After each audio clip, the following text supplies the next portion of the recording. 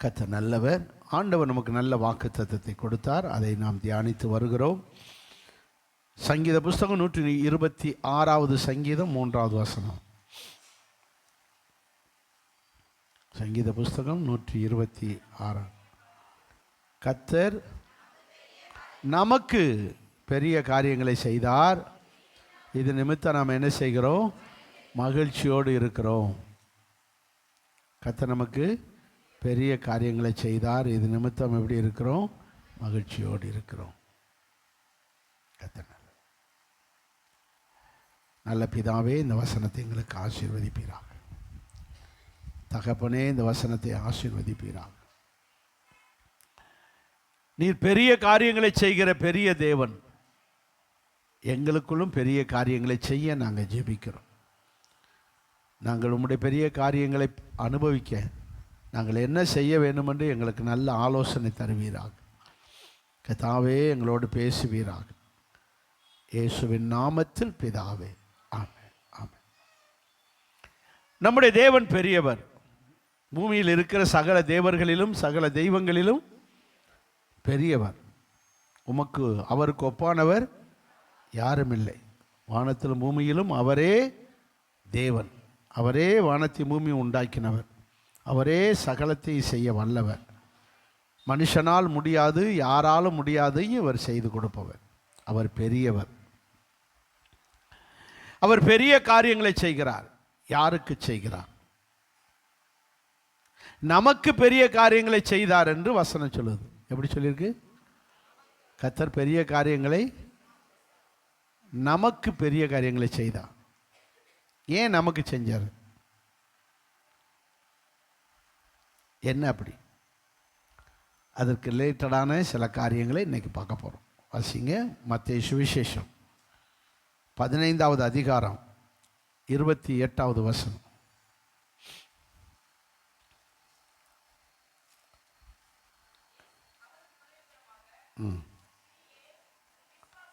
உன் விசுவாசம் பெரியது. ஸ்திரியே, உன் விசுவாசம் பெரியது. ஸ்திரியே, உன் விசுவாசம் பெரியது.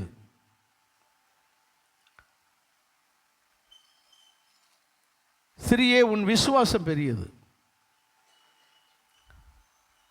யார் அந்த ஸ்திரீ? ஏன் அந்த ஸ்திரியை பார்த்து இப்படி சொல்லுகிறார்? வேதம் சொல்லுகிறது,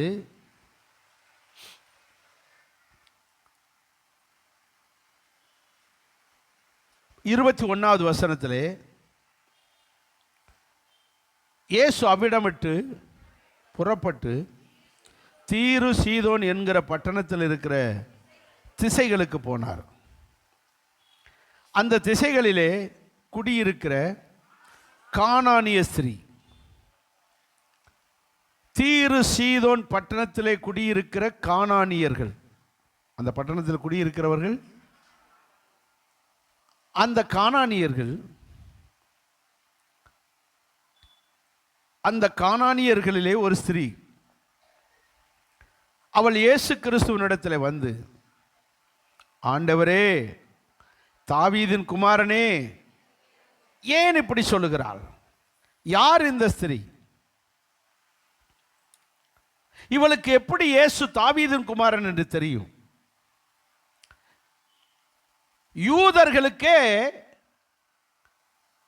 இயேசு தாவீதின் குமாரன் என்று புரியவில்லை. தாவீது வம்சத்தில் பிறந்தவர் என்பது புரியவில்லை. அவர்கள் மரியாளுடைய மகன், யோசேப்புக்கு பிறந்தவன், இப்படித்தான் நினைச்சுக்கிட்டு இருக்காங்க. அவர் நாசரேத்தில் பிறந்தார் என்று நினைக்கிறார்கள். நாசரேத்தில் வளர்ந்தார் ஒழிய பிறந்தது பெத்லகேம்ல. ஆனால் இது யூதர்களுக்கே புரியலை, இஸ்ரவேலர்களுக்கே புரியலை. ஆனால் ஒரு கானானிய ஸ்திரீக்கு எப்படி புரிஞ்சது? யார் இந்த கானானியர்கள்? விளங்கிக் கொள்ளுங்கள். ஆபிரகாம், ஈசாக்கு, யாக்கோபு காலத்தில் வாழ்ந்த கெனிசியர்கள். யாரு இந்த கானானியர்களை? கெனிசியர்கள் என்று அழைத்தார். கானான் தேசத்திலே கானானியர்கள் என்றால் யாரு? காம் சந்ததியினர். யாரு? காம், சேம் காம் யாப்பேத் என்ற நோவாவுடையதான மகனாக இருக்கிற காமுடைய சந்ததியில் பிறந்தவன் தான் கானான். அவன் போய் குடியேறினான். அவனும் அவனுடைய குடியேறி அவனுடைய சந்ததிகள் பலுகி பெருகினதுனால் அந்த தேசத்துக்கு என்ன பேராயிடுச்சு? கானான் தேசம், கானானியர்களுடைய தேசம்.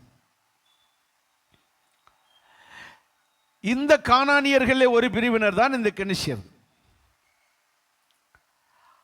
யாக்கோபு காலத்திலே பஞ்சம் வருகிறது. அப்பொழுது யோசேப்பு தான் எகிப்து தேசத்துக்கு அதிபதியாக இருக்கிறான்.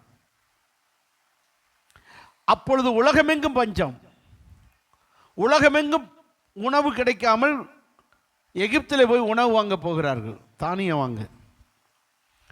சிலர் வாங்கிட்டு வீட்டுக்கு வருகிறாங்க, சிலர் வாங்கிட்டு அங்கே செட்டில் ஆகுறாங்க.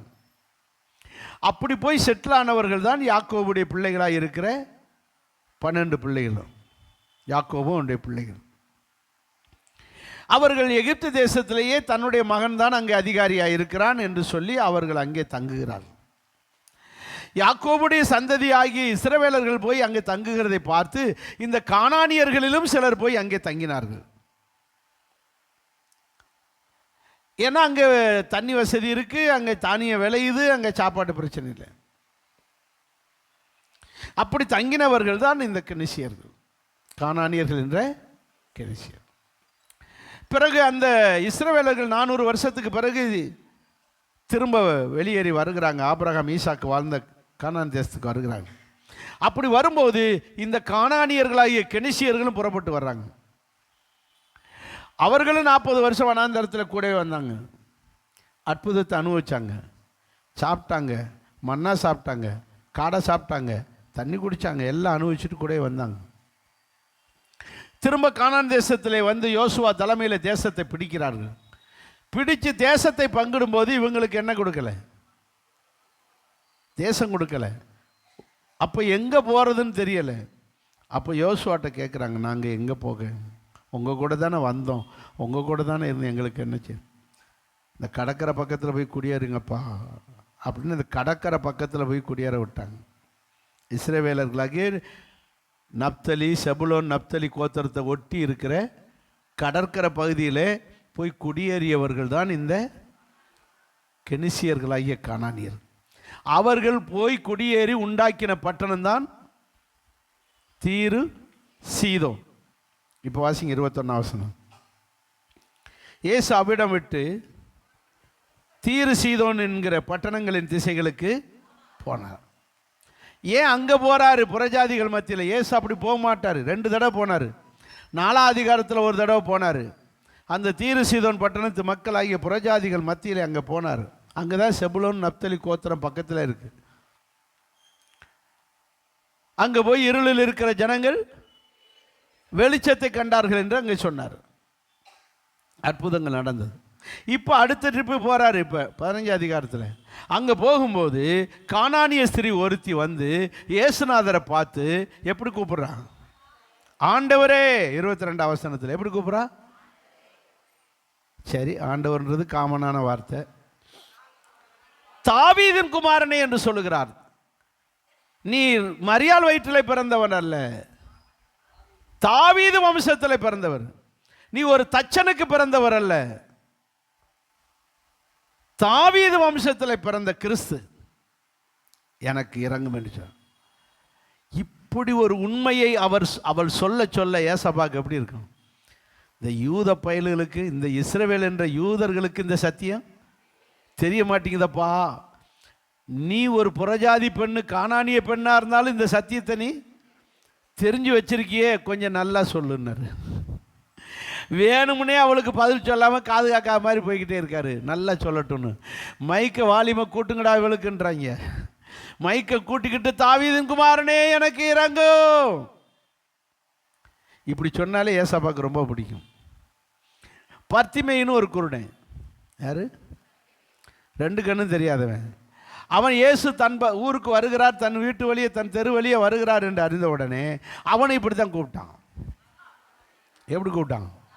தாவீது குமாரனே எனக்கு. காது கேட்கா மாதிரி போய்கிட்டே இருந்தார். ஏன்? உண்மையை சொல்கிறேன், நல்லா சத்தமாக சொல்லட்டும். அவன் இன்னும் கொஞ்சம் சத்தமாக கூப்பிட்டான்.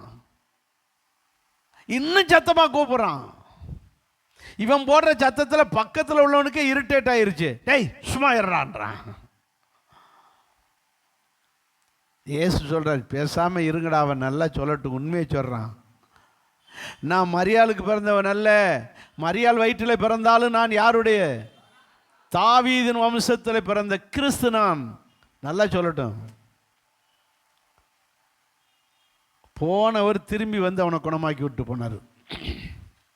அல்லையா சொல்லுங்க. இப்போ இந்த பொம்பளை, இந்த கானானிய ஸ்திரீ, தாவீது குமாரனே எனக்கு இறங்கும் என்று கத்துகிறார். இவர் காது கேட்கா மாதிரி போயிட்டே இருக்காரு. சீஷர்களுக்கே இரிட்டேட் ஆகுது. ஐயா, இந்த பொம்பளை கத்திக்கிட்டே வருது, என்னன்னு கேளுங்க கொஞ்சம். நின்றுட்டார். ஓடி வந்து காலில் விழுந்தா. என் மகள் பிசாசினாலே கொடிய வேதனைப்படுகிறார். சரி, அதனால் என்ன? அதுக்கு நான் என்னம்மா செய்யணும்? நீங்கள் தாயா எப்படியாவது என் மகளை என்ன செய்யணும்? அவள் சொல்கிறா 23 அவளுக்கு பிரதித்திரமாக. அப்போ நான் என்ன செய்யணும்? ஒரு வார்த்தை சொல்லுங்கய்யா, என் மகன் என்ன செஞ்சிருவான்? சோமாயிரும். என்ன நடந்தது தெரியுமா? அப்போ அவர் சொல்லுவார், பிள்ளையின் அப்பத்தை நாய்க்குட்டிக்கு போட. நான் இங்கே பக்கத்தில் இருக்க தீரு சூதோனில் இருக்கிற என்னுடையதான செபுலோன் நப்தலியில் இருக்கிற என்னுடைய யூத ஜனங்களை குணமாக்கத்தை வந்தேனுடைய உனக்கெல்லாம் கிடையாது. நீ நாய்கள், புறஜாதிகளெல்லாம் நாய்கள், இவங்கெல்லாம் என் பிள்ளைகள். ஐயா அப்படி சொல்லாதியே. அந்த பிள்ளைகள்லாம் சாப்பிட்டு விழுகிற மீதி துணிக்கே நாங்கள் சாப்பிடுவோம், நாய்க்குட்டி மாதிரி. அப்படி தான் வனாந்தரத்தில் சாப்பிட்டோம் நாங்கள். உங்கள் ஜனங்கள்லாம் சாப்பிட்ட மிச்சத்தை நாங்கள் சாப்பிட்டு அப்படி வளர்ந்த நாய்க்குட்டினா. ஆகவே எங்கள் பிள்ளைகளுக்கு இறங்கும். அப்பொழுது இயேசு சொல்லுகிறார் 28 வசனத்தில், இயேசு அவளை நோக்கி, ஸ்திரியே, எல்லாரும் சொல்லுங்க, எல்லாரும் சொல்லுங்க, ஆண்கள் சொல்லுங்க, உன் விசுவாசம் பெரியது. பெரிய விசுவாசத்தை உடைய இந்த மகளுக்கு என் கர்த்தர் வெரி குட் என்ன காரியத்தை செய்வார்? அப்ப பெரிய விசுவாசம் நமக்கு இருந்தா நமக்கும் பெரிய காரியத்தை செய்வான். என்ன அப்படி பெரிய விசுவாசம் அவளுக்குள்ள இருந்தது? கானானிய பெண்ணா இருந்தும் இயேசுவை தாவீதின் குமாரன் என்று அழைக்கிறார். அதுதான் என்னது? அதுதான் விசுவாசம். வெறும் விசுவாசம் அல்ல, பெரிய விசுவாசம். ரெண்டாவது பெரிய விசுவாசம், வீட்டில் பேய் பிடிச்சு கிடக்கிற மகளை இங்கே இருந்து ஒரு வார்த்தை சொல்லும், வீட்டில் இருக்கிற பேய் ஓடும். அல்ல இல்லையா சொல்லுங்க பார்க்கலாம்.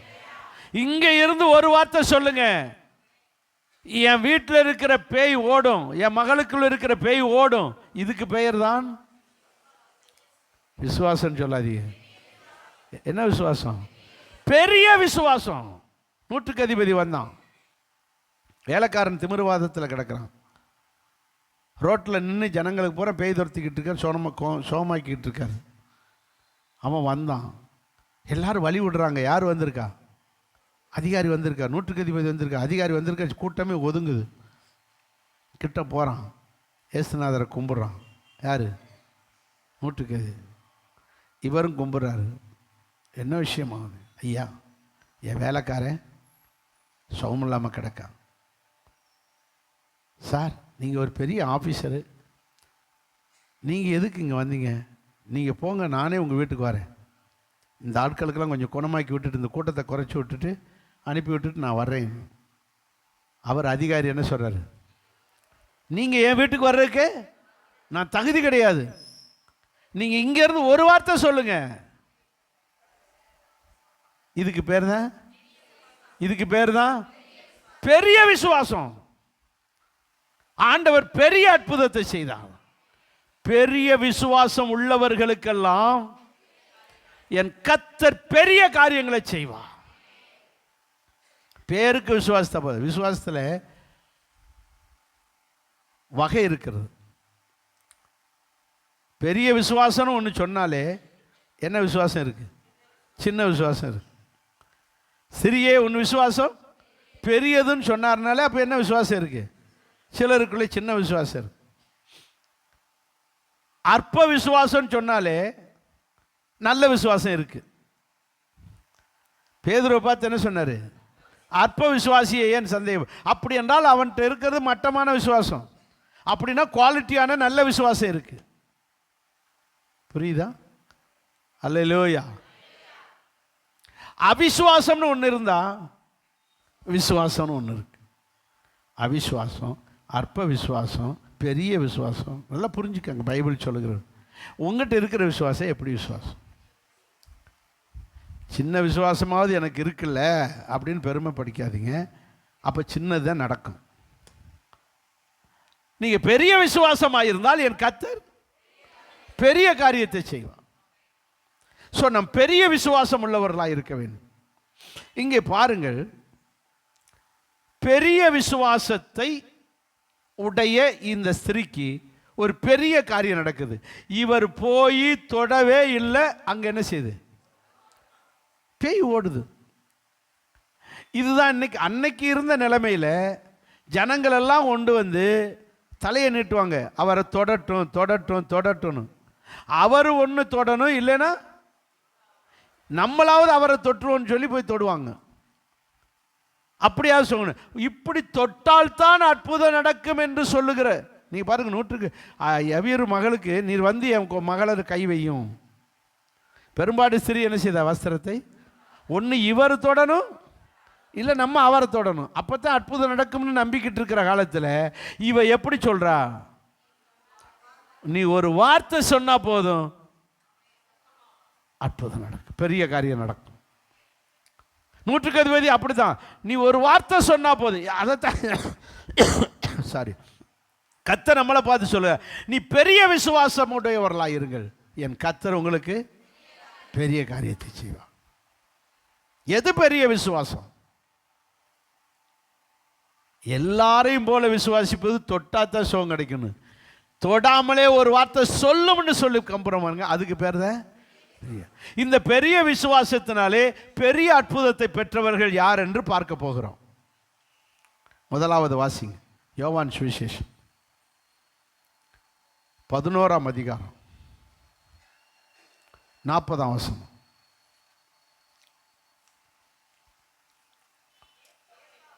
இயேசு அவளை பார்த்து, அவளை நோக்கி, நீ விசுவாசித்தால் தேவனுடைய மகிமையை காண்பாய். நீ பெரிய விசுவாசத்தோடு இருந்தால் பெரிய காரியத்தை காண்பாய். அப்படி என்றால் தேவனுடைய பிள்ளைகள் நாம் விளங்கிக் கொள்ள வேண்டிய சத்தியம், நம்முடைய தேவன் ஒரு பெரிய விசுவாசத்தை எதிர்பார்க்கிறார். என்ன நடந்ததுன்னு உங்களுக்கு தெரியும். 11ஆம் அதிகாரத்திலே 3ஆம் வசனத்திலே அங்கே லாசரு என்கிற அவருடைய தம்பி, மார்த்தாள் மரியாள் என்கிற 2 பேர் 1ஆம் வசனத்திலே மரியாளும் அவருடைய சகோதரி ஆகிய மார்த்தாளும் இருந்தார்கள். பெத்தானியா என்ற கிராமத்திலே அவர்களுக்கு ஒரு சகோதரன் தான், அவன் பெயர் லாசரு. அவனுக்கு என்ன வந்துருச்சு? வியாதி வந்துருச்சு. தன் சகோதரன் வியாதியாக இருந்தான். 2ஆம் வசனத்துடைய கடைசி வரை அவளுடைய சகோதரனாகிய லாசரு அவனை குணமாக்கும்படி இயேசுவை போய் அழைத்து வர ஆள் அனுப்பினான். ஏன்னா 2 பொம்பளை பிள்ளைங்க, தம்பி ஆம்பளை பிள்ளைய, அவனுக்கு இப்போ என்ன வந்துருச்சு? வியாதி வந்துருச்சு. அதனால் அவனை அழைத்து வர சொல்லுகிறார். ஆள் அனுப்பி இருக்கிறார்கள். ஆனால் இயேசு வரவில்லை. அவன் மரித்து 3 நாள் ஆயிருச்சு. 4ஆவது நாள் வர்றாரு. துஷ்டி கேட்க வந்த மாதிரி வர்றாரு. நான் அங்கே போனேன், இங்கே போனேன், எனக்கு வர முடியாமல் போயிடுச்சு, அதே வந்து கேட்டுட்டு போகணுன்னு வந்தேன் துஷ்டி கேட்க. அது மாதிரி வர்றாரு. அவரை கண்ட உடனே இந்த 2 சகோதரிகள் அழுகிறார்கள். நீர் அப்பவே அவன் வியாதியாக இருக்கும்போதே வந்திருந்தால் என் சகோதரன் பிழைச்சிருப்பானே, இப்போ அவன் செத்து அடக்கம் பண்ணி 4 நாள் ஆகுறதே, இன்னைக்கு வரையலேன்னு சொல்லி அழுகிறார்கள். அப்பொழுது இயேசு சேர்ந்து அழுகிறார். 33ஆம் வசனத்திலே அவள் அழுகிறதை, அவளோடு கூட வந்த யூதர்கள் அழுகிறது இயேசு கண்டபோது அவரும் சேர்ந்து அழுகிறாரு. அவரும் கலங்கி அழுகிறாரு. அழுதுட்டு கேட்குறாரு, அவனை எங்கே வைத்தீர்கள்? 34 வசனத்தில் எங்கே என்ன வீட்டுக்குள்ளே வைக்க முடியும்? கல்லறையில் தான் வச்சுருக்கோம். எந்த கல்லறையில் வச்சிருக்கிய? நம்ம குடும்ப கல்லறையில், வீட்டில் தான் வச்சிருக்கோம். வாருங்கள் போவோம். அவன் எந்த கல்லறையில் வச்சிரு காட்டுங்க. என்ன நேர கல்லறைக்கு போகிறார். கல்லறைக்கு போன உடனே அங்கே 39 வசனத்தில் கல்லை எடுங்க, கல்லறையை திறங்க நிற்கிறாரு. அப்போ மார்த்தாள் சொல்லுவான், ஐயோ இறந்து எத்தனை நாள் ஆயிடுச்சு? 4 நாள் ஆயிடுச்சு அடக்கம் பண்ணி. இப்போ திறந்தா என்ன செய்யும்? நாருமே. திறந்தா நாருமே. 4 நாள் ஆயிடுச்சு. நார்ன என்ன? நீ என்ன செய்ய? விசுவாசமாயிரு. நீ விசுவாசமாயிருந்தால், உனக்குள்ள இருக்கிற விசுவாசம் பெரியதாயிருந்தால் உன் நாற்றத்தை மாற்றுவார். வீடு நாறுது, குடும்ப பேரு நாறுது. ஹலோ, குடும்ப பேரு நாறுது, வீட்டில் நாற்றம் இப்படி நாரி போய் கிடக்கா? கவலைப்படாதீங்க, என் இயேசு நாற்றத்தை மாற்றுவார். குடும்பத்தில் இருக்கிற நாற்றத்தை மாற்றுவார். நீங்கள் விசுவாசித்தால் உங்களுடையதான பெரிய விசுவாசம் அப்படியே ஒரு பெரிய அதிசயத்தை உண்டாக்க போகிறது. என்ன நடக்கிறது? கல்லை புரட்டுனாங்க. இயேசு லாசருவே வெளியே வான்னார். இந்த ஒரே வார்த்தையில் நாற்றம் பூரா மாறிடுச்சு. அது வரைக்கும் மூக்க பிடிச்சவன் பூரா அப்படியே எடுத்துட்டான். ஏன்? செத்தவன் சொல்லுங்க உயிராயிட்டான். நீ விசுவாசித்தால் செத்தவன் கூட உயிராவான். நீ விசுவாசித்தால் செத்து போனவன் பிரச்சனை இனிமே நமக்கு உதவி செய்ய யாரும் இல்லை என்ற பிரச்சனை, இனிமே நமக்கு ஒரு பிரயோஜனம் இல்லை என்ற பிரச்சனை, அழுகி போய் கல்லறைக்குள்ள போன பிரச்சனை அற்புதமாய் பெரிய கொண்டு வந்து சுகமாக்குவா. இயேசுவை விசுவாசித்தால் என் கர்த்தர் பெரிய காரியங்களை செய்வா. விசுவாசிக்கிறவனுக்கு சொல்லுங்க எல்லாம் நடக்கும். என் கர்த்தர் விசுவாசிக்கிறவர்களுக்கு பெரிய காரியம். இதெல்லாம் இன்னுமே குணமாக வாய்ப்பில்லை. இது ஒரு தீரா வியாதி, இது கேன்சர், இது ஹெச்ஐவி, இது எய்ட்ஸு, இது அது, இது எதுவாக இருந்தான்னு தேவனால் கூடாத காரியம் மனுஷனால் முடியாது, மருத்துவரால் முடியாது, கோர்ட்டால முடியாது. அவ்வளவுதான். கோர்ட், சுப்ரீம் கோர்ட்டு தீர்ப்பு கொடுத்துருச்சு, இனி முடியாது. ஆனால் தேவன் ஒரு தீர்ப்பு வச்சிருக்கிறார். மனுஷனால் முடியாது. இனி அவ்வளோதான். இனி எந்த கோர்ட் இருக்கு? டெல்லி வேற போயாச்சு, உச்ச நீதிமன்றம் போயாச்சு, இனி ஒன்றும் இல்லை. இப்படிதான் மனுஷன் சொல்லுவான். ஆனால் தேவனால் முடியும், மனுஷரால் முடியாது. வைத்தியம் அப்படிதான் சொல்லுவான், கேன்சர் முடியாது, 3 ஸ்டேஜ், 4th ஸ்டேஜ், அந்த ஸ்டேஜ், இந்த ஸ்டேஜ். மனுஷனால் முடியாது. ஒட்டகமானது ஊசியின் காதுக்குள்ளே நுழைய முடியாது.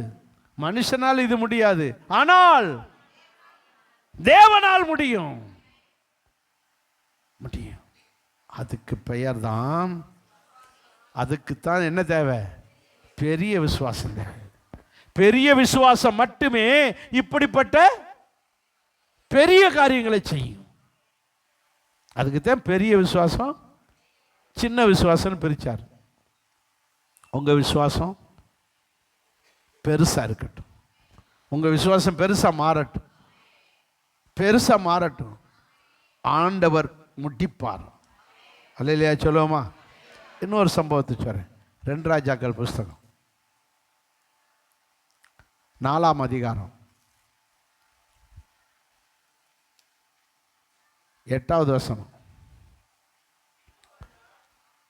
எலிசா, எலியாவுக்கு பிறகு ஊழியத்தை செஞ்சவர் எலிசா. எலிசாவுக்கு உதவியா இருக்கிறவர் கேயாசி யாரு? சரி, எலிசாவும் கேயாசியும் சூனேம் என்ற ஊருக்கு போனாங்க. என்ன ஊர்? சூனியம் பிடிச்ச ஊராக இருக்குமோ? ஊர் தான் சூனேம் ஊரை விட அந்த ஊர் நல்ல ஊர் தான். சொல்லுங்கள். சூனேம் என்ற ஊருக்கு போனாங்க. பேரை பாருங்க, கூமாப்பட்டி, கூமா. அது மாதிரி பேர்களை பாருங்கள் சில ஊர்கள். அது மாதிரி சூனேம் ஊர். சூனேம் ஊருக்கு போனார்கள். அங்கே கணம் பொருந்திய ஒரு ஸ்திரீ இருந்தாள். கணம் பொருந்திய ஸ்திரீனா பணக்கார ஸ்திரீ. என்ன ஊர்? சூனேம் ஊர். என்ன ஸ்திரீ? பணக்கார ஸ்திரீ. பேரை சொல்லலை. கணம் பொருந்திய ஒரு ஸ்திரீ இருந்தாள். அவள் அந்த ஊர்லேயே முக்கியமான பணக்காரியாக இருந்தாள். அந்த ஊருக்கு இந்த பாஸ்டர் எலிசா போகும்போதெல்லாம் அவரை வரவழைத்து அவருக்கு நல்ல சாப்பாடு கொடுத்தான போஜனம் பண்ணும்படி அங்கே தங்குவார். யார் வீட்டில்? கடம்பொருந்திய ஸ்ரீ வீட்டில். எலிசாவும் கேயாசியும் நல்லா தங்கி சாப்பிட்டு போவாங்க. சரி, இப்படி வந்தால் சாப்பிட்டு மட்டும் போகிறாரே, தங்க வைக்கிறதுக்கு வசதிக்கா அவள் மாடியை கட்டினான். 10ஆம் வசனத்தில் என்ன செஞ்சா? ஒரு மெத்தையின் மேல் ஒரு ரூம் கட்டி, அவர் வந்தால் படுத்து எந்திரிக்கிறதுக்கு ஒரு கட்டிலையும் போட்டு, உட்கார்ந்து பைபிள் படிக்கிறதுக்கு ஒரு மேஜையும் நாக்காளியும் போட்டு, இருட்டுக்குள்ளே பைபிள் படிக்க முடியும்? சொல்லுங்க. ஒரு குத்து விளக்கு உண்டாக்கி வச்சு ஜெபம் பண்ண, பைபிள் வாசிக்க, கீழே வந்து சாப்பிட, அடாடாடாடா லாட்ஜ் மாதிரி ஆகிப்போச்சு. யாருக்கு? சொல்லுங்க. எலிசா அவ்வளோ வசதி பண்ணி கொடுக்குறா. யாருக்கு? எலிசாவுக்கு, பாஸ்டருக்கு. அப்படி நல்ல ரெஸ்ட் எடுக்க, நல்ல சாப்பிட்டு வயிறு நிறைய நிறைய பாஸ்டருக்கு ஆசீர்வாதம் வெளியே பொங்கிக்கிட்டு வருது. நீங்கள் வயிறு நிறைய சாப்பாடு போட்டால் என்ன வரும்? நாங்கள் போடுறோம், நீங்கள் தானே குடிக்க மாட்டேன்றீங்க பாஸ்டர். வயிறு நிறைய சாப்பிட்ட உடனே என்ன வருது? ஆசீர்வாதம் வருது. அசிஸ்டண்ட்டை கேட்குறாரு, எப்பா கேஎஸ்சி, இந்த அம்மா நமக்கு நல்ல சாப்பாடு போடுதே, இந்த அம்மாவுக்கு ஏதாவது ஒரு ஆசீர்வாதம் சொல்லிட்டு போவோம், என்ன வேணும்னு மட்டும் கேளு. என்ன காரியத்துக்கு ஜெபிக்கணும், ஆசீர்வாதம் சொல்லணும்னு கேளு. அவரும் போய் என்ன செய்கிறா? வேலைக்காரனை கேயாசி 12ஆம் வசனத்தில் தன் வேலைக்காரனாய கேயாசை நோக்கி சுனமியால் அழைத்து, ஏம்மா ஐயா உங்களை ஆசீர்வதிக்க விரும்புகிறாரு, உங்களுக்கு என்ன வேணும்னு கேட்குறா. அவ சொல்கிறா, அடியேன் இந்த ஜனத்தின் நடுவே, 13ஆம் வசனத்தினுடைய கடைசி வரி, நான் இந்த ஜனத்தின் நடுவே சுகமாய் வாழுகிறேன், ஒரு குறையும் கிடையாது. எங்கள் வீட்டுக்காரர் நல்லா சம்பாதிக்கிறாரு, லட்சமாக சம்பாதிக்கிறாரு, எனக்கு எல்லா வசதியும் இருக்குது, நான் சுகமாய் வாழுகிறேன். வந்தியெல்லாம் சாப்பிட்டியெல்லாம் போயிட்டு வாங்க புண்ணியவாளன்களா. யார் சொல்கிறா? கதை சொன்னால் சொல்லணும், தூங்காமல் சொல்லணும். கேஆசி இது சுனேமியால் அப்படி சொல்கிறான். அப்போ வந்து இது அப்படியே சொன்னோடனே சொல்லிட்டு சொல்லுவான், ஐயா எல்லாமே எல்லா வசதியும் இருக்குது, நல்லாத்தான் இருக்குன்னு சொல்கிறான், ஆனால் எனக்கு பார்க்க அவளுக்கு ஒரு குழந்தை இல்லாமல் இருக்குது, அதுதான் அவங்க வீட்டில் குறையா தெரியுது அப்படின்னு இந்த கேஆசி தான் சொல்கிறான். யார்கிட்ட? எலிசாட்ட. அவங்க எல்லாமே ஊருக்கு போகிறதுக்கு குளிச்சுட்டு சாப்பிட்டு எடுத்துகிட்டு கீழே இறங்கி வர்றாங்க. மாடியிலேருந்து மெத்தையிலேருந்து கீழே இந்த அம்மா ரெடியாக நிற்கிது. யார்? சுனேமியால் ஊர் கணம் பொருந்திய ஸ்திரீ ரெடியாக நிற்கிறான். சரிங்கம்மா, நாங்கள் நல்லபடியாக எங்களை உபசரிச்சிங்க, கர்த்தர் உங்களை ஆசீர்வதிப்பார், நாங்கள் 2 பேரும் போயிட்டு வரோம் அப்படின்னு சொல்லும்போது இந்த ஐயா சும்மா இல்லாமல் 17ஆம் வசனத்தில் அவர் 16ஆம் வசனத்தில் சொல்கிறாரு, அப்பொழுது அவன் ஒரு பிராண உற்பத்தி காலத்திட்டத்தில் ஒரு குழந்தை உண்டாகி பிறக்கிறதுக்கு 10 மாதம் ஆகும். அப்படி 10 மாதம் ஆகும்போது ஒரு குமாரனை அணைத்து கொண்டிருப்பாய், நான் 10 மாதம் கழித்து வருவேன், அப்போது உன் கையில் என்ன இருக்கும்? ஒரு ஆம்பளை பிள்ளை இருக்கும் அப்படின்ற. அதுக்கு அவன் என்ன சொன்ன தெரியுமா? நன்றி ஐயா, இப்படி ஒரு நல்ல ஆசீர்வாதத்தை தந்ததுக்காக நன்றி. அப்படியே சொன்ன பாஸ்டையா, இந்த அபத்தமான வார்த்தையில எனக்கு சொல்ல வேண்டாம். அபத்தம்னா பிராடு. நல்ல தமிழில் சொன்னது பொய். இந்த பிராடெல்லாம் என்கிட்ட விட வேண்டாம். சாப்பிட்டியெல்லாம் போங்க. ஏம்மா இப்படி சொல்கிற? ஏங்க எங்கள் வீட்டுக்காரு கிழவன், வயசானவர். எப்படி சொல்கிறாவ? எப்படி சொல்ற? அவர் வயது சென்றவர். என் புருஷன் பெரிய வயது சென்றவன், கிழவன். நான் ஒரு கிழவி. எனக்கு எப்படி குழந்தை பிறகு நம்புறேன்? புரியுதா?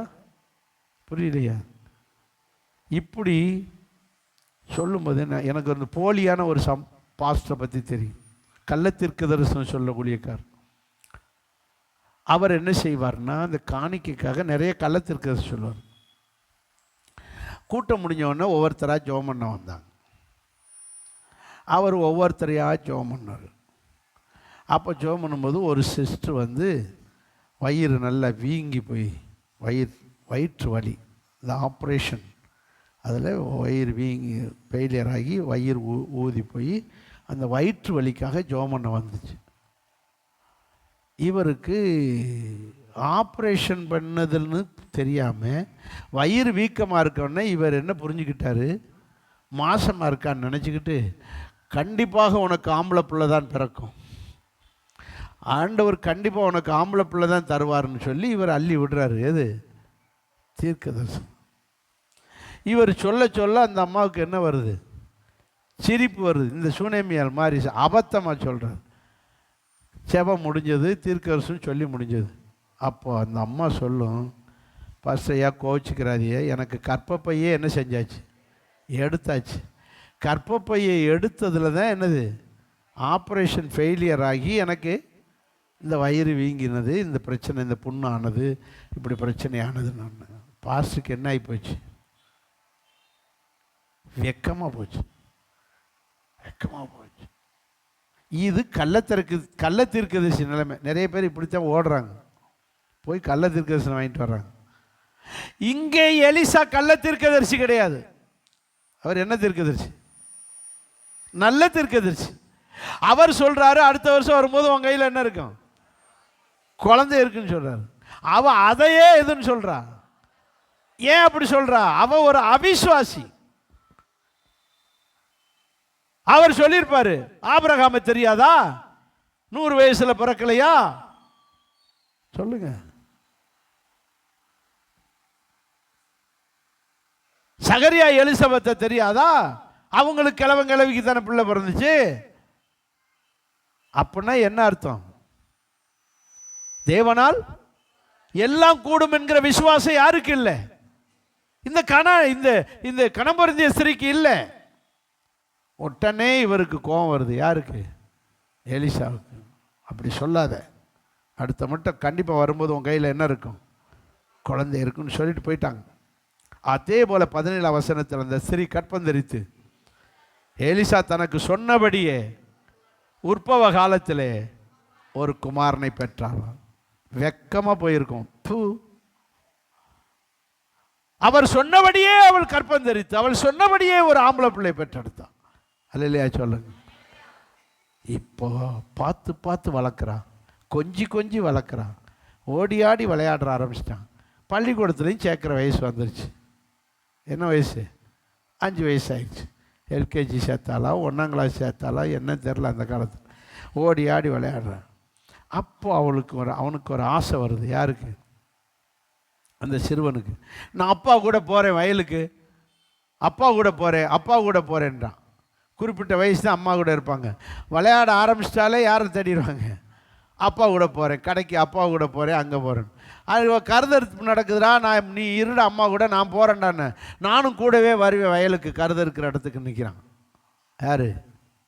மகன். நல்ல வேலை பேரை சொல்லலை. இந்த அம்மா பேர் இல்லை, அவன் பேர் இல்லை. இந்த விசுவாசத்தில் குறைவாக இருக்கிற பேர்லாம் வராது. வயலுக்கு போகிறான். அவங்க அப்பா கருதறுப்பு வேலையை கவனிச்சுக்கிட்டு இருக்காரு. ஆட்கள்லாம் கையில் வேலை செஞ்சுக்கிட்டு இருக்காங்க. இவன் வரப்பில் உட்காந்துக்கிட்டு இருந்தான். திடீர்னு என்ன வருது? தலைவலி வருது. அவங்க அப்பாவை கூப்பிட்றான். அப்பா எனக்கு என்ன வருது? தலைவலிக்குது பண்ணுறான். தலைவலினா இங்கே ஆடா தைலம் இருக்கு. உடனே வயலில் வேலை செய்கிற ஒரு வேலைக்காரனை கூப்பிட்டு, எப்பா என் மகனுக்கு தலைவலிக்குன்னா கொண்டு போய் அம்மாட்ட விட்டுரு, அவட்ட தான் என்ன இருக்கும்? சொல்லுங்க, சண்டு பாமா விக்ஸா என்ன பாம்பம் இருக்குது, சரி தலைவலி விக்கு, அங்கே போங்க, அவள் தான் தேய்ச்சி விடுவான். உடனே அவனை கொண்டு வந்து அவங்க அம்மாட்ட விட்டாச்சு. யாரு? கணபருந்தேஸ்திரி. அவ என்ன செய்கிறா? ஐயோ என் மகனுக்கு தலைவலியாச்சேன்னு தூக்கி மடியில் போட்டுக்கிட்டு, சொல்லுங்க, தைலம் தேய்ச்சி, ஆண்டவரே என் பிள்ளைக்கு தலைவலி, மடியில் போட்டு தைலம் தேய்ச்சிக்கிட்டு இருக்கலையே. அதை வேகமாக சொல்கிறாங்க, ஒரு செத்து போனான். தைலம் தேய்ச்சிக்கிட்டு இருக்கும்போதே மகன் செத்து போயிட்டான். அங்கே வேதம் சொல்லுகிறது, அவன் செத்த உடனேயே அவளுக்கா தெரிஞ்சு போச்சு, பையன் என்ன செஞ்சு போனான், செத்து போனான். உடனே ஒரு வேலை செய்கிற இடத்துலேருந்து ஒரு வேலைக்காரனை வர சொல்லி ஒரு கழுதையை ரெடி பண்ணி, கழுதைன்றது பைக்கு மாதிரி, பைக்கு மாதிரி, அவங்க அன்னைக்கு கழுதைன்னு போடும். கழுதைன்னு நம்ம ஊர் கழுதையை பார்க்காதியே, இந்த கழுதையே வேற, இது பொதி சுமக்கிற கழுதை, அது பிரயாணம் பண்ணுகிற கழுதை, இயேசுவை கூட்டி போன கழுதை. அந்த கழுதையை வர சொல்லி அதில் சேனத்தை வச்சு செத்து போன குழந்தையை தூக்கி அது மேலே வச்சு 24 வசனத்தில் சேனை வைத்து ஏறி தன் வேலைக்காரனை நோக்கி, இதை ஓட்டி கொண்டு போ, எங்கேயுமே நிறுத்தாத, கொண்டு போ அப்படின்னு சொல்லி நேர ஒட்டகத்தில், அது கழுதைன்னு சொல்லிட்டு என்னது, ஒட்டகத்தில் குழந்தை, செத்து போன குழந்தைய தூக்கி வச்சுக்கிட்டு, இந்த பாஸ்ட் எங்கடா இருக்காரு, யாரை தேடுறா, விசாரிக்கிறா, எங்கே இருக்காரு, அவர் மலையடிப்பட்டில் இருக்காரு. இந்த பாஸ்ட்மார் ஊரா மலையடி வாரத்தில், மடையில், மலை மேலே இல்லை மலையடி வாரத்தில் இருப்பான். தேடுறான். தேடினா அங்கே ஒரு மலை, என்ன மலை, கர்மேல் மலை, அந்த மலை மேலே இருக்காரு. விட்டல, செத்து போன பணத்தை தூக்கிட்டு யாரை தேடி போய்கிட்டு இருக்கான். இதுக்கு பெயர் தான், வெரி குட், என்ன விசுவாசம். அந்த மாதிரி வசனத்தை கவனிச்சுக்கிட்டே வரணும். பெரிய விசுவாசத்தோடு இந்த குழந்தைய தூக்கிட்டு போறான். எப்படி என் பிள்ளை பிழைச்சிரும், உயிராயிரும், கொண்டு போறான். பாஸ்டர்கிட்ட கொண்டு போனால் என் பிள்ளை பிழைச்சிரும், அதுதான் விசுவாசம். கொண்டு போகிறான். அங்கே போன உடனே கீழே மலை அடிவாரத்திலேயே ஒட்டகத்தில் செத்த குழந்தை கிடக்கு, பணம் கிடக்கு. அங்கே வச்சுட்டு இவன் கட்ட கட்ட கட்ட கட்டன்னு மலையில் ஏறி மேலே போகிறான். அங்கே யார் பார்க்குறா, என்னடா ஒரு பொம்பளை ஒத்தையில் வர்றான், யார் நம்ம இடத்துக்கு வர்றான்னு சொல்லி எலிசா பார்க்குறாரு. அசிஸ்டண்ட்டை கூப்பிட்றாரு, கேயாசியை. அது யார் அந்த பொம்பளைன்னு வரு, ஐயா நமக்கு சோறு போடுமே, நல்லா பிரியாணி செஞ்சு கொடுக்குமே, யாரு, சுனேமூர்காரி, அந்த அம்மா வருது. உடனே கேயாசி குஷி, நல்ல காணிக்க தரணும். ஏன்னா இவனுக்கு கண்ணு பூரா எதில், நாகமான்கிட்ட வாங்கின சொகுசு. இப்படி இந்த பொம்பளைகிட்ட வாங்கி பழகுனதான் யார்கிட்ட வாங்க ஆரம்பித்தான், நாகமான்கிட்ட. குஷி, ஏம்மா வாங்கம்மா, ஐயா உள்ளதான் இருக்காங்க. அவளே நொந்து நொறுங்கி போய் வந்திருக்கா. எங்கே இருக்காரு, தான் வெளியே நிற்கிறார் வாசல். ஓடி போய் காலை பிடிச்சிக்கிட்டான். காலை விட்டவே இல்லை, விட்டவே இல்லை, அழுகிறான். ஏம்மா பாஸ்டையா, காலை விடுமா. பாஸ்டர் சொல்கிறார், எலிசா அவளை ஒன்றும் செய்யாத, நல்லா அழுக விடு. அவள் மனக்லேசத்தோடு வந்திருக்கா, துக்கத்தோடு வந்திருக்கா. ஏன் இப்படி துக்கத்தோடு வந்தான்றது கடவுள் எனக்கு என்ன செய்யாமல் போயிட்டார், வெளிப்படுத்தாமல் போயிட்டார். அவள் என்ன பிரச்சனை வந்திருக்கான்றது எனக்கு வெளிப்படுத்தாமல் போயிட்டார். அவள் அழுக விடு, பேசாமல் விடு. இதே மாதிரி தான் துஷ்டி வீட்டிலையுமே அழுகிறாங்கன்னா என்ன செய்யக்கூடாது, அடக்கக்கூடாது, நல்லா என்ன செய்யணும், அழுக விட்டுறணும். அவங்க நல்லா அழுதுட்டாங்கனாலே மனசில் இருக்கிற துக்கம் மாறிடும். அழுகாதுன்னு அடக்கக்கூடாது. என்ன சவுண்டு போடாமல் அழுக விட்டுறணும். ஓன்னு ஒப்பாரி வைக்க விடாமல் என்ன செய்யணும், அழுக விட்டுறணும். நல்லா அழுதாச்சுன்னா, வீட்லையுமே சண்டை வருதுன்னு வச்சுங்க, அழுகிறாங்கன்னு வைங்களேன், என்ன செய்யணும், வீட்டு நல்லா அழுக. உன் மனசில் இருக்க துக்கம் தீர் வர அழுவோடு. அது பொண்டாட்டி பொருள் சண்டைனா இருந்தாலும் சரி, அண்ணன் என்ன சண்டை வந்தாலும் சரி, அழுகிற நபரை என்ன செய்ய விட்டுறணும், மனசு தீர அழுக விட்டுறணும். கண்ணில் இருக்க தண்ணி பூரா வெளியே வரட்டும். அழுக விடுன்றாரு. அழுது முடிஞ்ச உடனே கேட்குறா, என்னாச்சு? துக்கம் குறைஞ்சி, ஏக்கம் குறைஞ்சி எந்திரிச்சிட்டு கேட்குறாரு, ஐயா வந்து சாப்பிட்டோமா போனோமான்னு இல்லாமல் நான் என்னைக்காவது குழந்தை வேணும்னு கேட்டேன்னா? மொத்த கேள்வி என்ன தெரியுமா? என்ன கேள்வி கேட்டா? என்ன கேள்வி கேட்டா? 28ஆம் வசனம்.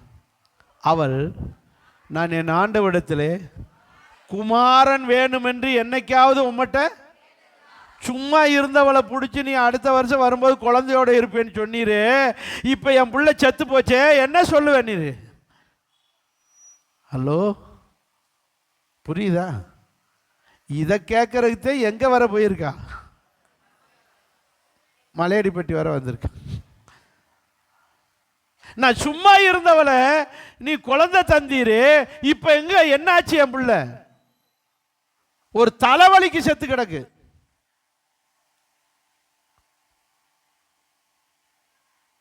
என்ன சொல்றேனே தெரியல. சரிம்மா, ஒன்றும் நினைக்காத, ஒன்றும் கவலைப்படாத, நீ வா, நம்ம எல்லாத்தையும் உங்கள் வீட்டில் வச்சு பார்த்துக்கிறோன்னு சொல்லி பணத்தை தூக்கிட்டு எங்கே போக சொல்கிறா? வீட்டுக்கு போ. இவருக்கு பாஸ்டர் அஜிஸ்டன்ட் கேயாசி எல்லோரும் இவங்க ஒரு இதில் கழுதையில் ஏறிட்டாங்க. அவர்கிட்ட எல்லோரும் வீட்டுக்கு போகிறாங்க. எந்த ஊருக்கு?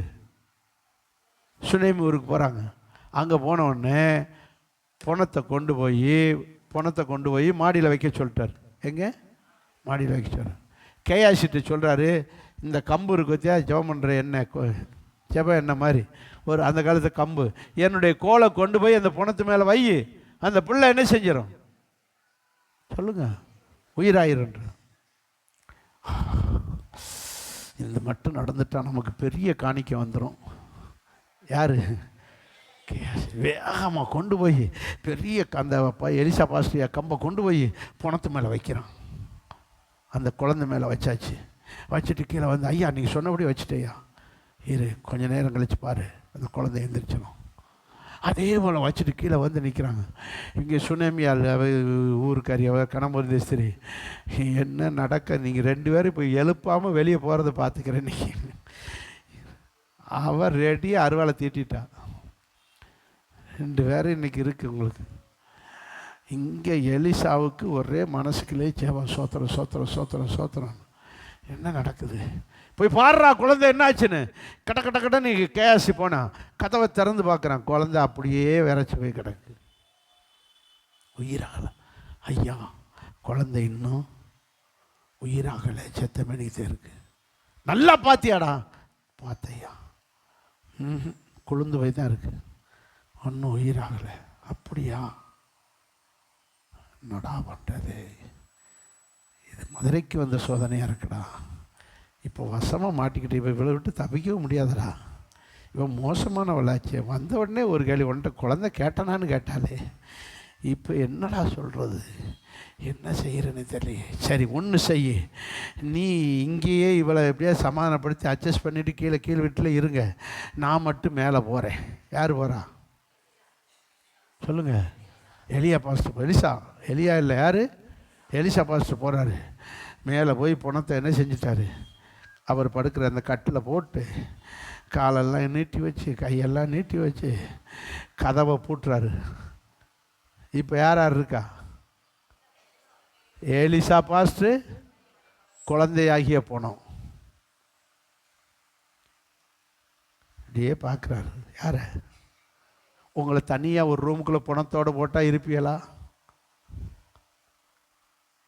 இப்போ என்ன வச்சுக்கோங்க, எலிசா பாஸ்டர் நம்ம பாஸ்டர் இருப்பாரா?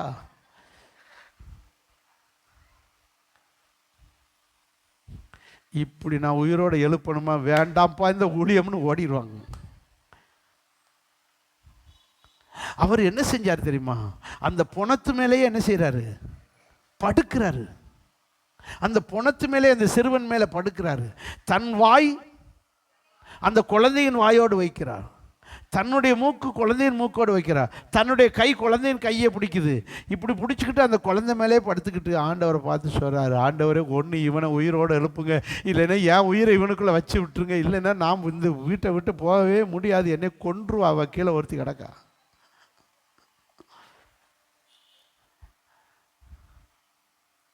இப்படி தான் ஜெபிக்கிறார். நீங்கள் எல்லாம் கீழே படித்து பார்த்துக்கங்க. குழந்தை மேலே கையை வச்சு அப்படியே கிடக்காரு. ஏசப்பா ஏசப்பா ஏசப்பா ஏசப்பா ஏசப்பா. கொஞ்ச நேரம் கழித்து ஜெபத்தை முடிச்சுட்டு பார்க்குறாரு. குழந்தை என்ன ஆயிடுச்சு? சூடாயிருச்சு. சூடாக தோத்திரம், விசுவாசம் பெருகுது. தோத்திரம். அதுக்கு பிறகு கண்ணை திறக்குது, எந்திரிக்குது, சொல்லுது. அப்பா, யாராவது இப்படி பணத்து மேலே உட்கார்ந்து இப்படி செய்ய முடியுமா? அதுக்கு பெயர் தான் அவளுக்குள்ள இருந்த பெரிய விசுவாசம். செத்து போச்சு இந்த பாஸ்டர் எங்கே தேடி பிடிக்கணும் விடலை. எங்கே இருந்தாலும் விட மாட்டேன், அவர் மலை மேலே இருந்தால் கூட விட மாட்டேன்னு விசுவாசத்தோடு பணத்தை தூக்கிட்டு அலைஞ்சாலே அதுதான் அவளுடைய பெரிய விசுவாசம். அதுக்கு பிறகு இவருடைய பெரிய விசுவாசம். இப்படி ஜெபிச்சா சுகமாக உயிர் வந்துரும் சொல்லி நம்புறாரு பாருங்க. இது இவருடைய பெரிய விசுவாசம். பெரிய விசுவாசம் எல்லாம் பெரிய காரியத்தை செய்யும். எது பெரிய காரியம்? செத்தவன் உயிரோடு எழும்புவது பெரிய காரியம். உயிரை கொடுக்கவும் உயிரை எடுக்கவும் அவருக்கு மட்டும்தான் அதிகாரம் உண்டு.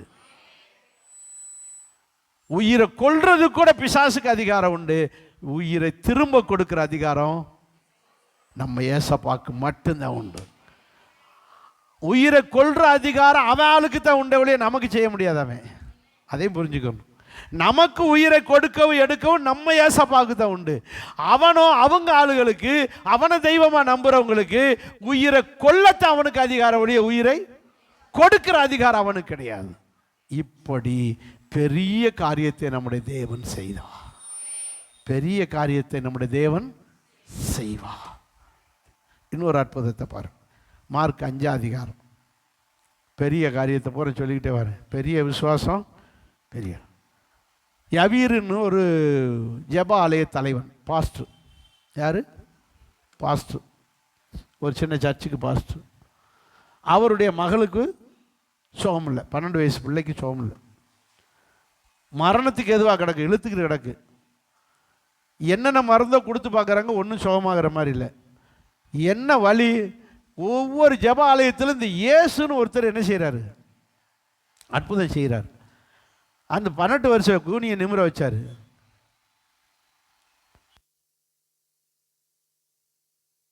இந்த இயேசு எங்கே இருந்தாலும் போய் அவரை கூட்டிகிட்டு வந்து நம்ம பிள்ளை எப்படி என்ன செஞ்சிடணும்?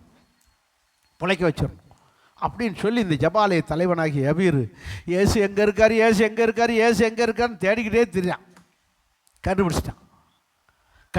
கண்டுபிடிச்சா அவருடைய சீசர் மட்டும் இருக்காங்க, அவர் இல்லை. என்னையா எங்கேயா உங்கள் பாஸ்டர், உங்கள் இயேசு எங்கே, உங்கள் தலைவன் எங்கன்னு? அவர் இப்போ தான் படகு எடுத்துகிட்டு அக்கறைக்கு போயிருக்காரு, இப்போ வந்துடுவார், எங்களெல்லாம் இங்கே இருக்க விட்டு போயிருக்காரு, வெளியே போயிருக்காரு. படகு எடுத்துகிட்டு போய் அங்கே ஒரு லேகியோன் பேய் பிடிச்சோன்னே சரி பண்ணி விட்டுட்டு வர்றாரு. இவர் அது வரைக்கும் எங்கே நிற்கிறாரு? கரையிலே நிற்கிறாரு. யாரு கூட? கதை கேட்குறீங்களா இல்லையா? சீசர்களோடு நிற்கிறாரு. யார் நிற்கிறா? சீசர்களோடு இயேசு நிற்கிறாரு. சாரி, யவீரு. இயேசுவுக்காக யவீரு சீசர்களோடு நின்றுக்கிட்டு இருக்காங்க. இப்போ இயேசு போய் லேகியோன் பிசாசை துரத்தி விட்டுட்டு வந்துட்டார். வந்த உடனே சீசர்லாம் சொல்கிறாங்க, ஐயா ஒரு ஒரு ஜெபாலய தலைவன் வந்திருக்கான், மகளுக்கு சோகம் இல்லையா, கையோடு கூட்டி வந்திருக்காரு, வாங்க எல்லாருமே சேர்ந்து போயிடும். சரி போவோம். இப்போ இயேசு, சீசர்கள், யவீரு, ஜெபாலயத்தம் எல்லாரும் வந்துக்கிட்டு இருக்காங்க வீட்டுக்கு. யார் வீட்டுக்கு? கதை சொல்லும்போது சொல்லுங்கள். யவீர் வீட்டுக்கு வர்றாங்க. வர்ற வழியிலேயே பெரும்பாடு ஸ்திரீ, 12 வருஷமாக பெரும்பாடு ஸ்திரீ உள்ள ஒரு அம்மா என்ன செஞ்சுருக்கு? வருது. அந்த அம்மாவுக்கு தீட்டு, பெரும்பாடு 365 நாளும் உதிரப்போக்கு. அதனால சாதாரணமாக ஒரு பெண்கள் இந்த உதிரப்போக்கு டைமில் கோயில் குளங்களுக்கு போக மாட்டாங்க. இப்போ சாமியாகி இயேசுக்கிட்ட போய் எப்படி இந்த தீட்டோடு நிற்கிறது? அவர்கிட்ட போய் எப்படி தன் வியாதியை சொல்கிறது? அதனால வெக்கப்பட்டு விசுவாசத்தோடு, அவரும் இந்த ஜென்மத்தை நம்மளை தொட்டுக்கிற மாட்டார், நம்மளும் அவரை தொட முடியாது, அட்லீஸ்ட்டு அவர் வாடையவாது தொடுறதுக்கு முயற்சி பண்ணுவோன்னு சொல்லி பின்னாடியே வர அவளும் எப்பாவது ஒரு கேட்கணும். இந்த 12 சீசனும் தடிமாட்டு பயிலும் கொஞ்சம் கூட அவருக்கு என்ன கொடுக்க மாட்டேன்ட்டான், இடமே கொடுக்கும். கொஞ்சம் ஒரு இடத்துல கொஞ்சம் அசந்து கொஞ்சம் விலகினாங்க. யார் தெரியுது? ஏசப்பா ட்ரெஸ்ஸு தெரியுது. அதில் அசந்து உள்ளே போய் பிடிச்சிட்டான். யார் வஸ்திரத்தை தொட்டுட்டான்? ஏசப்பா வஸ்திரத்தை தொட்ட மாத்திரத்தில் சர்ன்னு கரண்ட் பாஞ்சிருச்சு.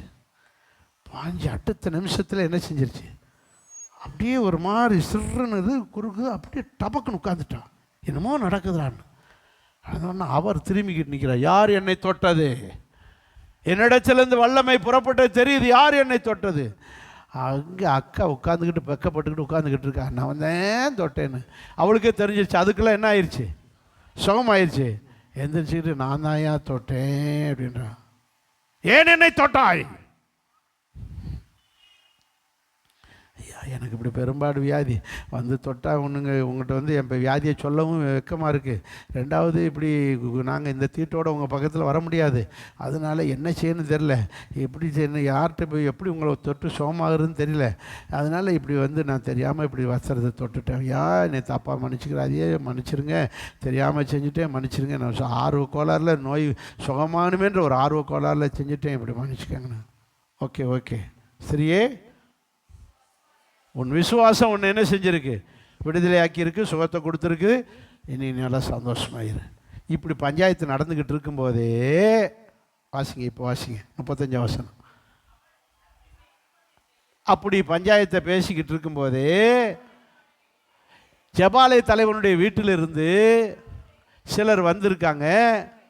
வந்து என்ன சொல்கிறாங்க, உம்முடைய குமாரத்தி காலையிலே செத்துட்டாப்பா 3 மணிக்கு. அங்கே எல்லாம் காலையிலே நாங்கள் பந்தல் போட்டாச்சு, எல்லாமே ஊர்களுக்கு சொல்லி விட்டாச்சு. அங்கே எல்லாம் உட்காந்து அழுதுகிட்டு இருக்காங்க. எல்லாரும் இந்த பிள்ளையோட தகப்பை எங்கேயா போனேன், பெத்த பிள்ளை இவ்வளோ வியாதியோட போட்டுட்டு ஒரு ஆஸ்பத்திரிக்கு போய் கூட்டி போகாமல் எங்கே போய் அலைகிறான்? காலையில் செத்து போச்சு, சாயங்காலம் ஆகி போச்சு, இன்னும் இந்த ஆள் எங்கே போய் அலைகிறான்னு உன்னை தேடிக்கிட்டு இருக்காங்க. நீர் போதகரை ஒன்றும் செய்யாது, ஏசுநாதரை ஒன்றும் செய்ய வேண்டாம், வந்து பிள்ளையுடைய அடக்க காரியத்தை பாரியா அப்படின்னு சத்தம் போட்டுக்கிட்டு இருக்காங்க. யார்கிட்ட? ஜெபாலய தலைவன்ட்டு அவர்கிட்ட. அவன் அப்படியே அழகிட்டான். நான் கூப்பிட்டனே, அப்போவே வந்திருந்தேன். இந்த பொம்பளை இருக்காளே பெரும்பாடு ஸ்திரீ, அவள் வேற நேரத்தை கடத்தி விட்டான். நேரம் ஆகி போச்சு, என் பிள்ளை செத்து போச்சே, நான் என்ன செய்வேன்? இன்னின்னு இவரை கூட்டிகிட்டு போய்தான் நான் என்ன பிரயோஜனம்? என் பிள்ளை செத்து போச்சே, என் பிள்ளை செத்து போச்சே, என் பிள்ளை செத்து போச்சு. இதுக்காக அவளுக்காகத்தானே இங்கே தேடி வந்தேன்.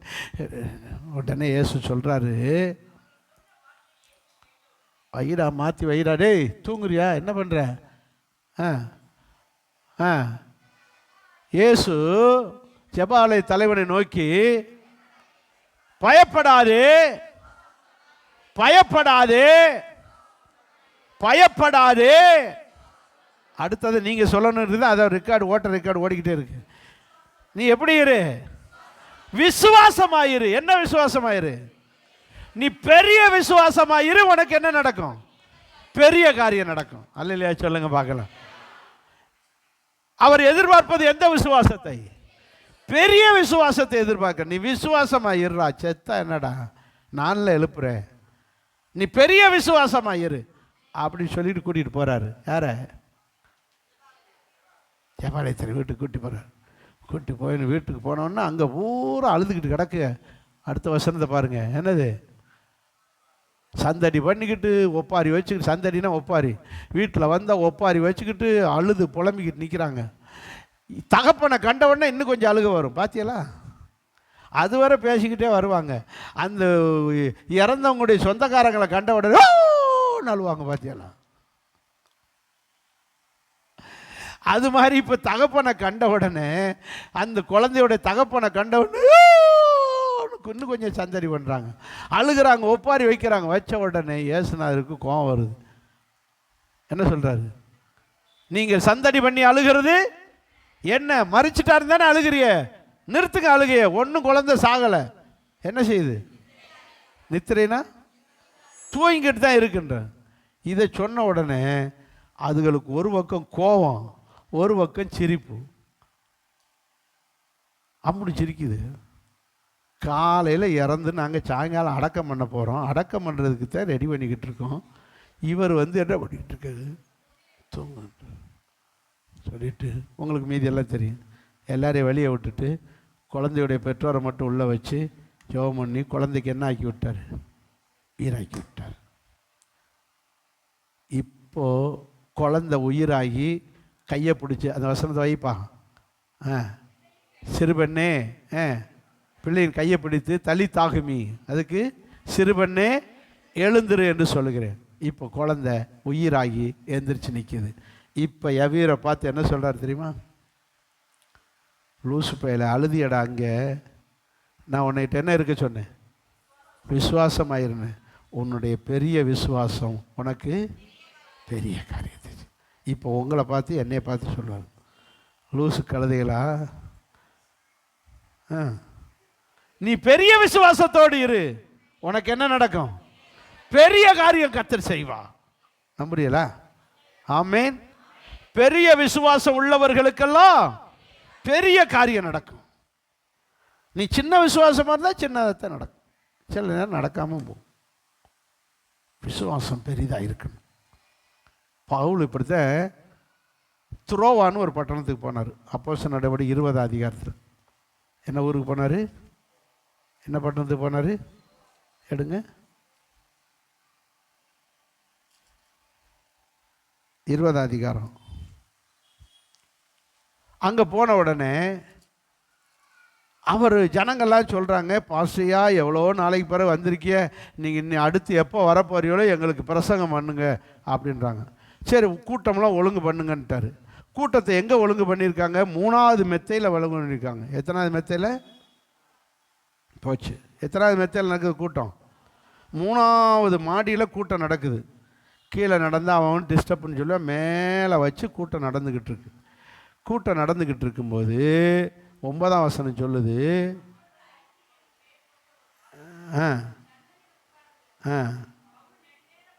7ஆம் வசனத்தினுடைய கடைசி வரி சொல்லுது, நடுராத்திரி மட்டும் என்ன பண்ணிக்கிட்டு இருக்காரு, பிரசங்கம் பண்ணிக்கிட்டு இருக்காரு. எங்கே எவ்வளோ நேரம், நடுராத்திரி வரைக்கும் பேசிக்கிட்டு இருக்காரு. ஏன் இப்படி பேசுகிறாரு, இனி என்னைக்கு வரப்போகிறாரோ பேசுங்கன்றாங்க. ஜனங்க பூரா இன்ட்ரெஸ்டாக பிரசங்கம் கேட்குறாங்க. இந்த வாலிபர்களுக்கு மட்டும் பிரசங்கம் கேட்குறது இன்ட்ரெஸ்ட். அவங்க எப்பவும் பாருங்கள் இந்த சன்னலத்தையும் தெரிஞ்சு, இன்றைக்கி பார்த்து சன்னலில் ஒருத்தரையும் காணும். ஃபஸ்ட் சர்வீஸில் பூரா சன்னலத்தையும் தெரிஞ்சிருக்கு. இந்த வாலிபர் பூரா சன்னல் பக்கம் தான் ஒதுங்குறாங்க. எல்லாம் ஐத்திக்கு டிபார்ட்மெண்ட்டு, ஐத்திக்கு மாதிரி அன்னைக்கிலேருந்து சன்னல் பக்கமே. நல்ல வேலை கம்பி போட்டு வச்சுருக்கேன்னா எத்தனை விழுகும்னே தெரியாது. என்னன்னாட்டா சன்னல் ஓரத்தில் இருந்தால் நெடுநேரம் பிரசங்கம் பண்ணினதுனாலே 9ஆம் வசனம் சொல்லுது, பவுல் நெடுநேரம் பிரசங்கம் பண்ணி கொண்டிருக்கையில் மிகுந்த ரொம்ப தூக்கம் வந்து நித்திர மயக்கத்தில் அப்படியே சாஞ்சு 3வது மெத்தையிலிருந்து 3வது மாடியிலிருந்து கீழே விழுந்து மரித்து போனான். 3வது மெத்தையிலேருந்து விழுந்தால் யார் உயிரோடு இருப்பா? இது கீழே கிரவுண்ட் ஃப்ளோர், இது 1வது மெத்தை, 2வது மெத்தை. அங்கேருந்து விழுந்தால் யார் இருப்பா? வாலிபனாவது கேளிபனாவது போடு, செத்து போனான். பாஸ்டருக்கு வெக்கமாக போச்சு. யாருக்கு? நம்ம ஜெபம் பண்ணி ஆளுகளை சாக வச்சுக்கிட்டு இருக்கோமே, நம்ம பிரசங்கம் பண்ணியே ஆட்கள் சாகிற. இங்கே நிறைய பேர் ஃப்ளாட்டு இப்போ கீழே விழுக வழி இல்லாமல் தூங்கிக்கிட்டு இருக்கு. ஒரு விசுவாசி சொல்கிறாரு, நம்ம சர்ச்சில் பாஸ்ட் பிரசங்கம் பண்ண பிறகு தான் எனக்கு நல்லாவே தூக்கம் வருது. நான் வீட்டில் கூட இப்படி ஒரு நாளும் தூங்குறது இல்லை, சர்ச்சில் தான் எனக்கு என்ன வருது, நல்ல தூக்கம் வருதுன்றாங்க. ஆடா பாவிகளா, வெளியே சொல்லிடாத சாமி, என் மானம் போயிரு.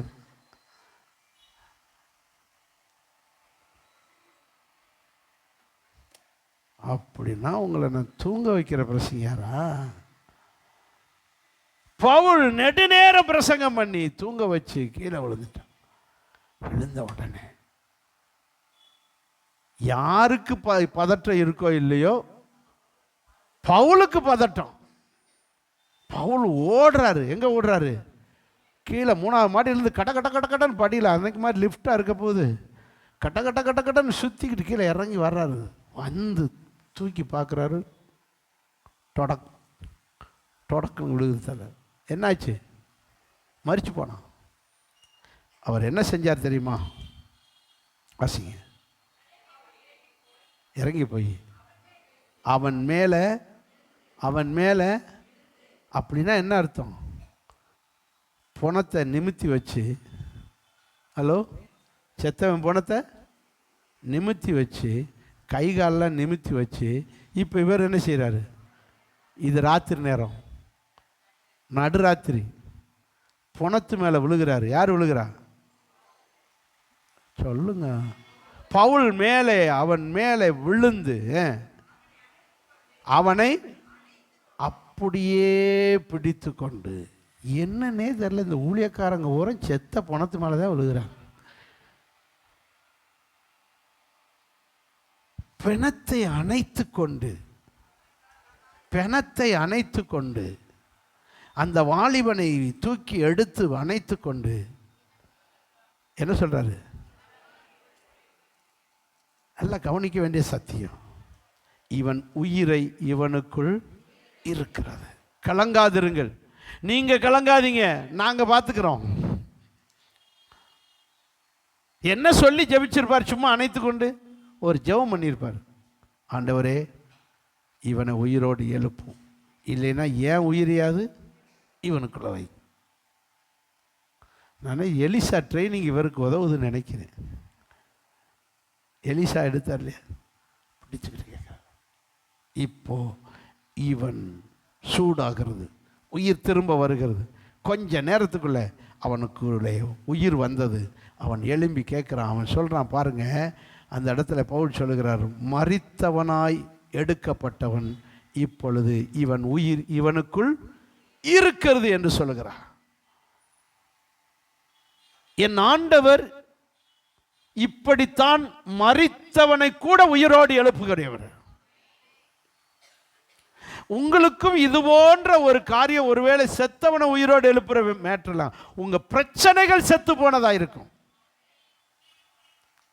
இனிமே யாரும் இதுக்கு உதவி செய்ய முடியாது.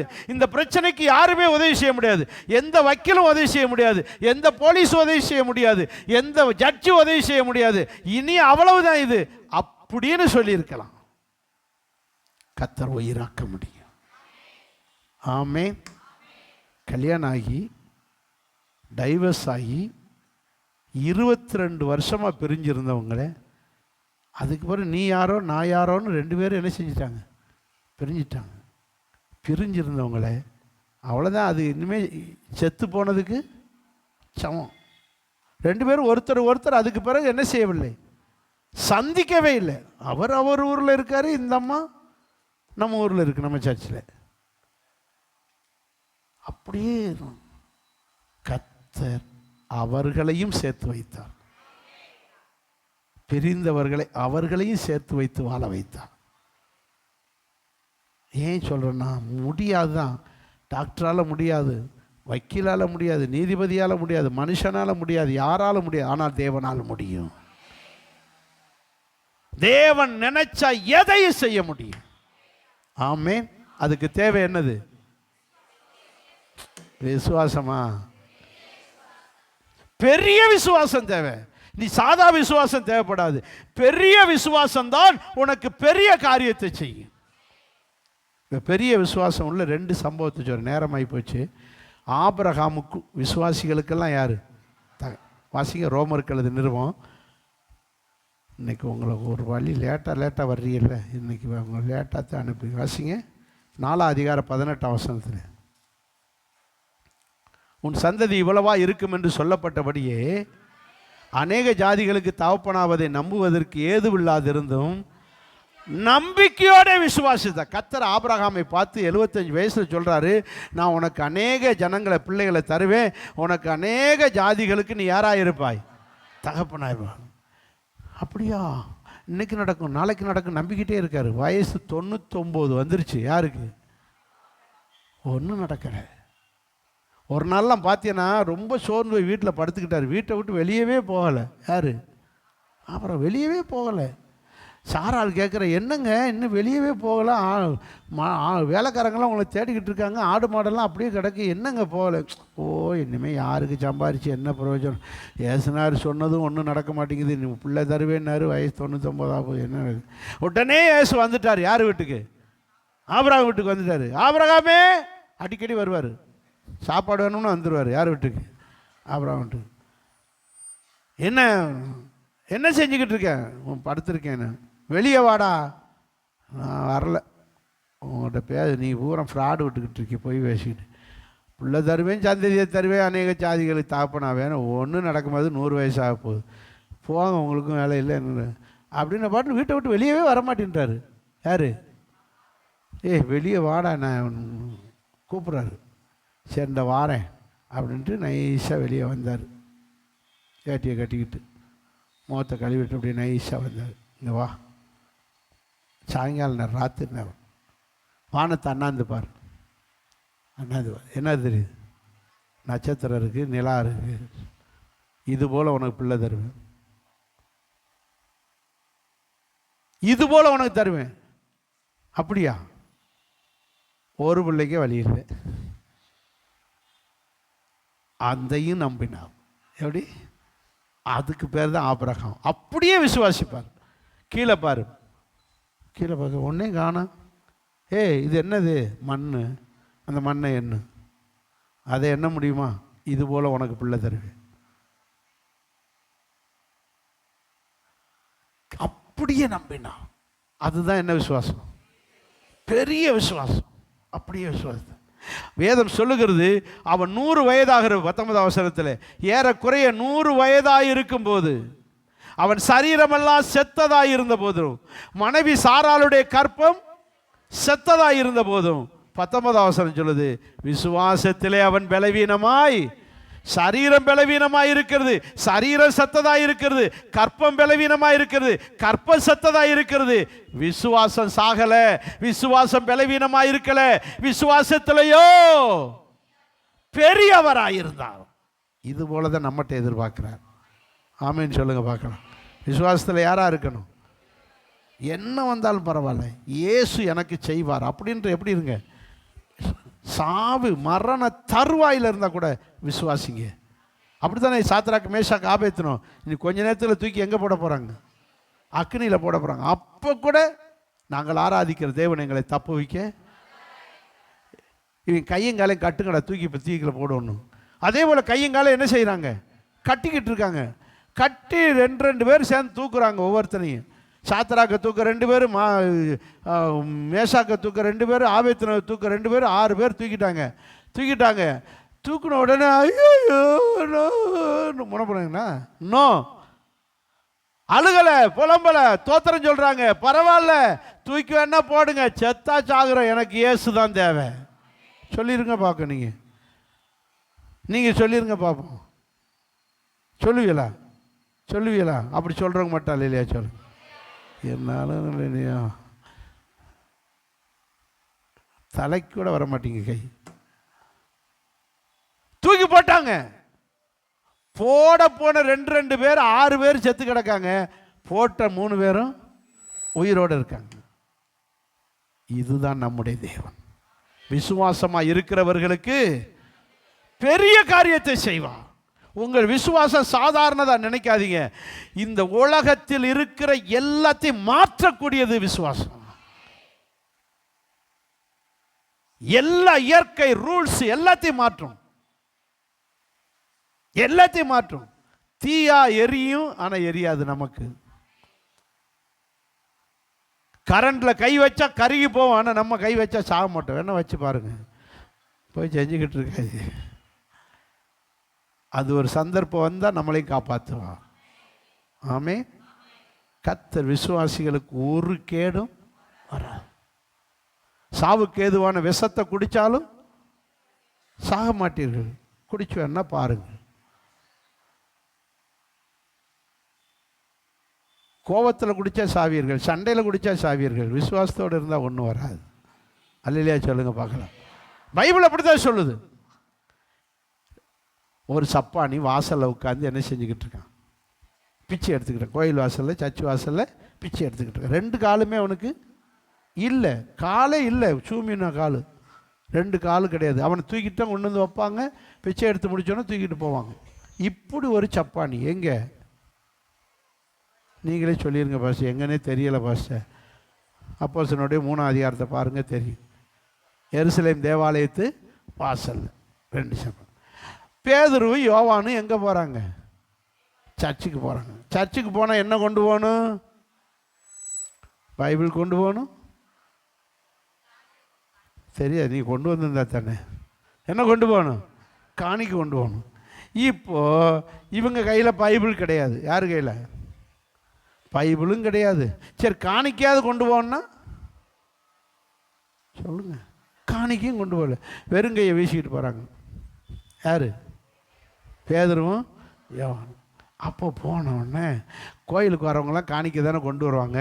நமக்கு கொஞ்சம் ஏதாவது சில்லற காணிக்கை போட்டு போவாங்க, ஏதாவது போடுவாங்க. பிச்சைக்காரன் வர்றவங்ககிட்ட பூரா என்ன கேட்டுக்கிட்டு இருக்கான்? பிச்சை கேட்டுக்கிட்டு இருக்கான். வாசிங்க 3ஆம் வசனத்தில். தேவாலயத்தில் பிரவேசிக்கிற போது பேதுருவை யோவானை அவன் கண்டு என்ன கேட்டான்? பிச்சை கேட்டான். இவங்க என்ன செய்கிறாங்க? 2 பேரும் பார்த்து, பேதுரு யோவானை அவனை பார்த்து, எங்களை நல்லா பாரு, நாங்கள்லாம் டீசெண்டான பிச்சைக்காரர்கள், என் கையில் என்ன கிடையாது. உண்மையாக சொல்கிறேங்க, சில நேரங்கள் நான்லாம் ஆரம்ப ஊழியத்தில் வந்தவாசியில் ஊழியம் செய்யும்போது அப்போல்லாம் இந்த ஒரு ஒரு ஒரு மாதிரி ரப்பர் பேண்ட்டுன்னு ஒரு பேண்ட்டு மாதிரி போட்டிருந்தாங்க டவுன் ஹால் ரோட்டில். 35 ரூபாய் தான் பேண்ட்டு. அந்த பேண்ட்டு ஒரு தடவை துவைச்சா போதும், வாழ்நாள் முழுவதும் துவைக்க வேண்டாம். துவைக்க வேண்டாம்னா அயன் பண்ண வேண்டாம், துவைச்சா மட்டும் போதும். அப்படியே இருக்கும் அந்த பேண்ட்டு, அயன் பண்ணவே வேண்டாம். அப்படி ஒரு பேண்ட்டு விற்றானுங்க, நமக்கு ஏற்ற பேண்ட்டு. துவைச்சா மட்டும் போதும், என்ன செய்ய வேண்டாம், அயன் பண்ண வேண்டாம். அந்த பேண்ட்டு 35 ரூபா பேண்ட்டு 4 பேண்ட்டை வாங்கி வச்சாச்சு. அந்த நேரம் அது அப்படியே அயன் பண்ண மாதிரி இப்படி நிற்கும்.